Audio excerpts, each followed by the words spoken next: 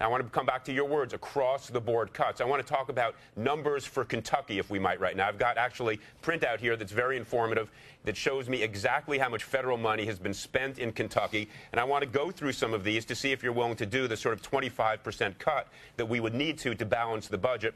Social Security and SSI, Supplemental Security Income, $11.7 billion to Kentucky residents. Would you cut that by 25% so you could balance the budget the way you want to? Well, no, I think what we have to do is look at certain programs that we don't need to be doing at all at the federal level. And if you eliminate some of those entirely, then you don't have to be as draconian with other things. Can you specify which ones? Well, let me finish my answer. What I would also say is that Social Security and Medicare, I've said repeatedly, we're not for changing any of the eligibility or any of the payments for those currently on. We're talking about the next generation. We're talking about typically most of the people who want to have an honest discussion about this are talking about reform of those 55 and under. But you have to immediately start making these decisions. And if you don't want to have the discussion about how we fix this, what you need to be doing is bringing liberals on your program and asking them, how do you continue to have these programs? What I'm saying is we need to fix these programs that you can't continue to borrow money from China to pay for your daily expenses. Senator, here's the problem. You have said as recently as today that you do not want to take a position on increasing the federal deficit level because you plan to go to Washington in January and propose a balanced budget. Now, in order to close a $1 trillion budget gap in this next fiscal year, we're going to have to cut 25%. And I just gave you the single largest program in the federal budget, and you said you won't touch it. Now, let's go to defense spending. No, that's what you just said, sir. Well, you're mischaracterizing my position. We do have to look at Social Security, and we do have to look at Medicare. Some of those cuts will be more gradual or will deal with younger generations. But you will have to look at the entire budget. The main thing you have to have is you have to have rules. We have had a pay-as-you-go rule, and they've broken it. They pass it, and within 3 weeks, they evade their own rules. What you need to do is have a balanced budget amendment or a rule, and that they have to adhere to that. We have that in Kentucky. We have that in 32 states. Doesn't work well in all the states, but it does work fairly well in Kentucky.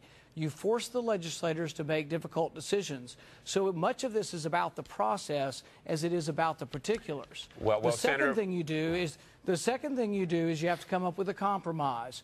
The compromise typically has not occurred because you have Republicans who say, oh, we'll cut domestic spending, but we're unwilling to cut military spending. You have some liberals on the other side who are deficit hawks and who are serious and who say, oh, we'll cut military spending, but we won't cut domestic spending. The bottom line is the compromise is you do have to look across the board. But there are entire books written on this, and you want me to point out each and every program. There are thousands of pages that go into the budget, and there are thousands of people that go into preparing the budget. I will be preparing a budget over the next 2 months, and it will include a balanced budget. And I will give people different alternatives. I will give them a one-year budget. I will give them a one-year budget, and that will have significant cuts. It may not be palatable to many people. There will be budgets that will be balanced over 2, 3, 4, and 5.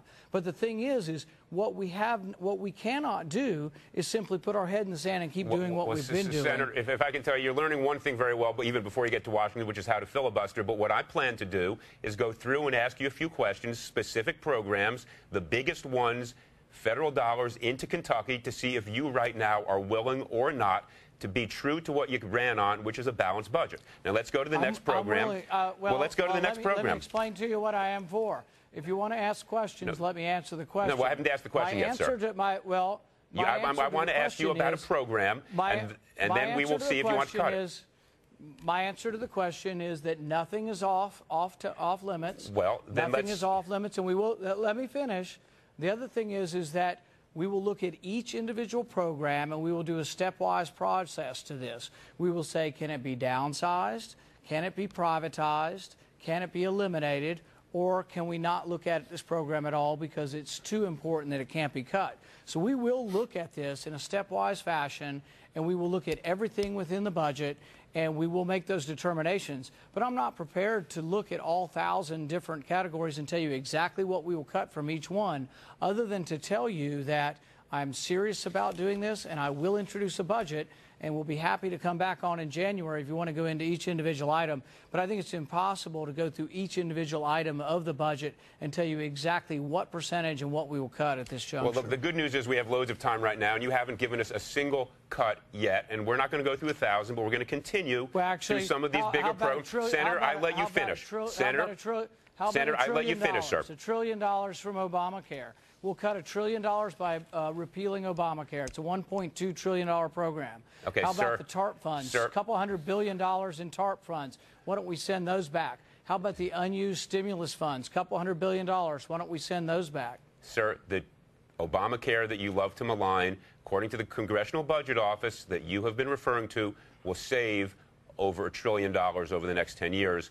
The TARP money does not affect the next year's budget. The tenor of this discussion hasn't been useful for the country, and I think somehow your personal agenda is getting in the way of making you a very good broadcaster. So I'd suggest that we have one more question, and then we have to move on to another previously scheduled interview. Sir, the tenor of a campaign in which you say you're going to balance the budget and cannot name a specific cut suggests to me that that debases politics, and I've been in politics. Here's what I would love to do. When you propose that budget, which is balanced, we look forward to having you back on, and I'm sure by then you will have gone through the 1,000 programs, and we can go through one by one and figure out where these cuts are, because honestly, sir, as of now, I don't see the budget cuts in your agenda. Thank you, sir.